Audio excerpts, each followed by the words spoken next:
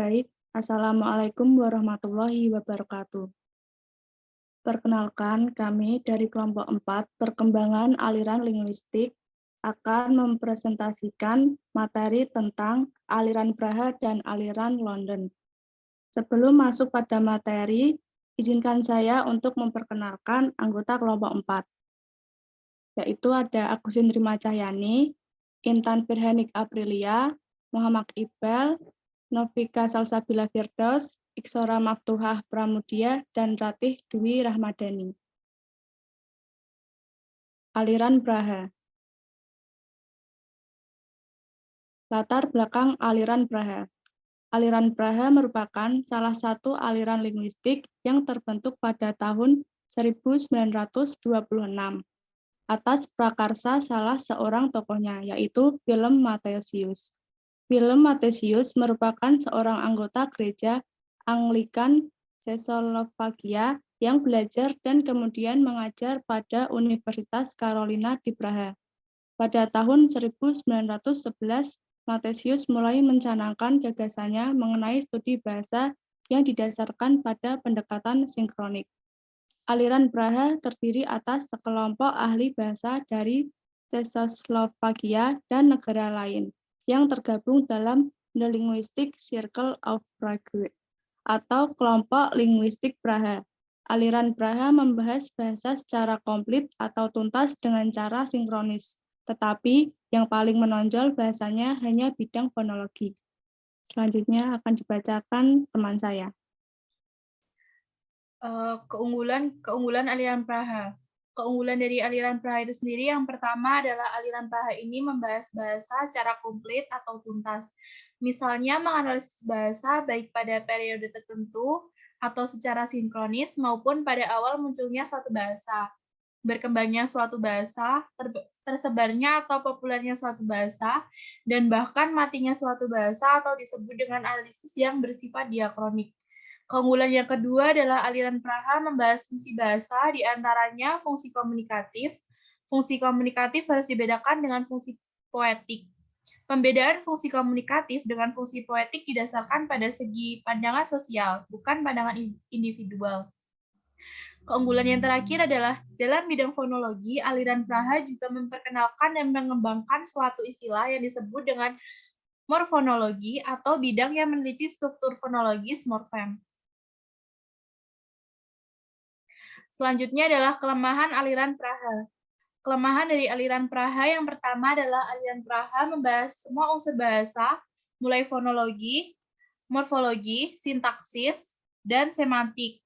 Tetapi pada aliran ini hanya fonologilah yang paling menonjol. Misalnya, Trubetsch dengan sangat detail membahas fonologi dalam bukunya yang berjudul Principles of Phonology. Keunggulan yang kedua adalah untuk membuktikan fungsi distinktif atau membedakan, bunyi-bunyi tuturan harus saling dipertentangkan atau dikontraskan. Perbedaan bunyi yang tidak menimbulkan perbedaan makna adalah tidak distinktif. Artinya, bunyi-bunyi tersebut tidak fonemis. Sedangkan yang menimbulkan perbedaan makna adalah distinktif. Selanjutnya dibacakan oleh Iqbal.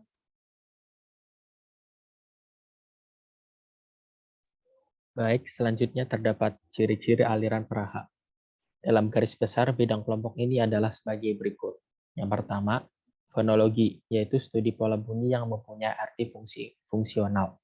Yang kedua, konsep perspektif kalimat secara fungsional, yaitu pendekatan dengan tujuan fungsional terhadap interpretasi linguistik dari gaya penulisan. Yang ketiga, studi fungsi estetik bahasa dan peranannya dalam kesusastraan. Lalu yang keempat, studi fungsi bahasa baku dalam masyarakat modern. Oke, saya lanjutkan. Sejarah aliran Braha. Yang pertama, aliran Braha pertama-tama dikemukakan oleh lembaga non-formal Prague Linguistic Circle yang diprakarsai oleh Mathesius di Universitas Caroline, Cekoslovakia. Kelompok ini berdiri pada 6 Oktober tahun 1926. Sejak pertemuan tersebut, Prague Linguistic Circle melakukan pertemuan rutin untuk membahas isu-isu linguistik yang diterbitkan dalam serial Travaux du Cercle Linguistique Debrecen. Lalu yang keempat, aliran ini dikenal dunia sejak mengikuti Kongres Internasional di Jenewa pada tahun 1931 yang membahas tentang fonologi dan menghasilkan Asosiasi Fonologi Internasional yang diketahui oleh Turbat Scott.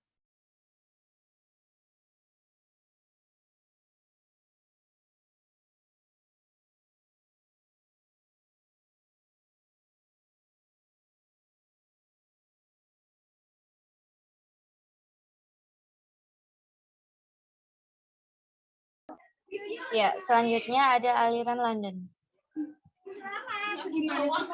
Tokoh dan sejarah aliran London. Aliran linguistik London menitikberatkan bidang fonetik dan fonologi. Dalam perkembangannya, tokoh aliran London adalah John R. Firth, tahun 1890 sampai 1960. Guru besar pada Universitas London, sangat terkenal karena teorinya mengenal fonologi prosodi. Karena itulah aliran yang dikembangkannya dikenal dengan nama aliran prosodi. Tetapi di samping itu dikenal pula dengan nama aliran Firth, aliran Firthian, atau aliran London. Fonologi prosodi adalah suatu cara untuk menentukan arti pada tataran fonetis. Fonologi prosodi terdiri dari satuan-satuan fonematis dan satuan prosodi. Satuan-satuan fonematis berupa unsur-unsur segmental, yaitu konsonan dan vokal. Sedangkan satuan prosodi berupa ciri-ciri atau sifat-sifat struktur yang lebih panjang daripada suatu segmen tunggal. Next. Macam-macam pokok prosodi. Ada 3 macam pokok prosodi, yaitu yang pertama, prosodi yang menyangkut gabung fonem, struktur kata, struktur suku kata, gabungan konsonan, dan gabungan vokal. Yang kedua, prosodi yang terbentuk oleh sendi atau jeda. Yang ketiga, prosodi yang realisasi fonetisnya melampaui satuan yang lebih besar daripada fonem-fonem suprasegmental.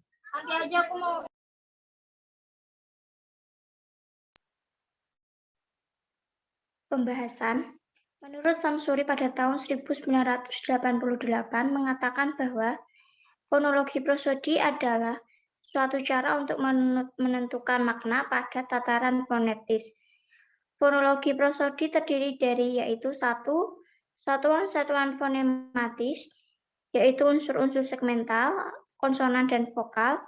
Yang kedua, satuan-satuan prosodis berupa ciri atau sifat struktur yang lebih panjang daripada suatu segmen tunggal. Pokok-pokok prosodi terdiri dari 1. Prosodi yang berupa gabungan fonem, struktur kata, struktur suku kata, gabungan konsonan, dan gabungan vokal. Yang kedua, prosodi yang terbentuk oleh sendi atau jeda. Sendi dalam atau internal junctur ditandai dengan tanda plus. Pada suku dalam kata, sendi luar ditandai dengan garis miring antar kata dalam frasa. Garis miring 2 sebagai tanda antara frasa dalam kalimat dan pagar antara kalimat dalam wacana. Yang ketiga, prosodi yang realisasi fonetisnya melampaui yang lebih besar daripada fonem-fonem suprasegmental. Sendi mengenai bunyi atau unsur suprasegmental dibedakan atas tekanan atau stres, nada atau pitch, dan jeda atau persendian. Next. Pada tataran fonetik dan fonologi, bunyi mempunyai fungsi berdasarkan 1, yaitu tempat terjadinya, dan 2, kontras yang ditunjukkan dengan bunyi yang dapat terjadi di tempat yang sama. 1.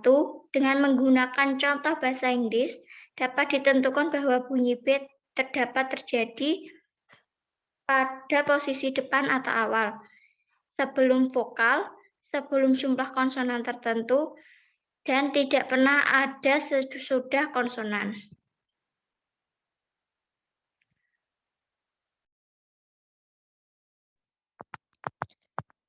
Dua, kontras. Menurut Samsuri pada tahun 1988, dalam kajian kata, apabila fonem B berposisi depan ditemukan bahwa posisi itu dapat diganti oleh fonem P atau fonem M dengan rincian sebagai berikut.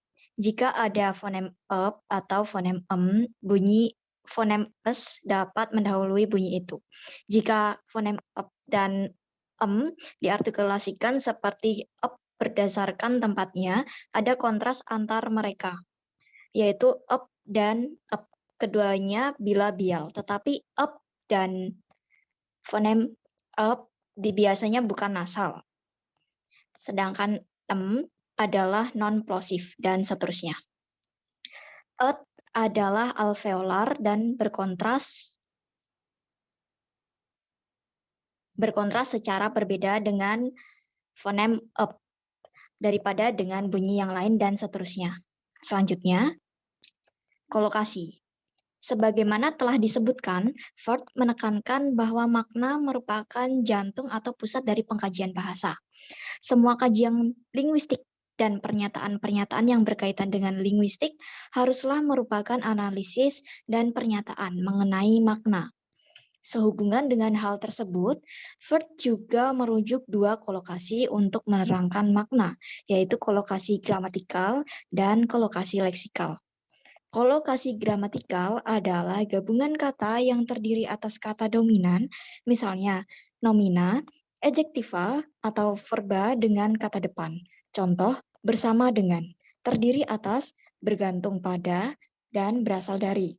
Sumber HR 2007. Kolokasi leksikal merupakan gabungan kata yang terdiri atas nomina, verba, adjektiva, dan adverbial. Misalnya, kita tidak mengatakan membuat kesimpulan, tapi menarik kesimpulan. Bukan menanak beras, tapi menanak nasi. Bukan pula cinta murni, tetapi cinta sejati.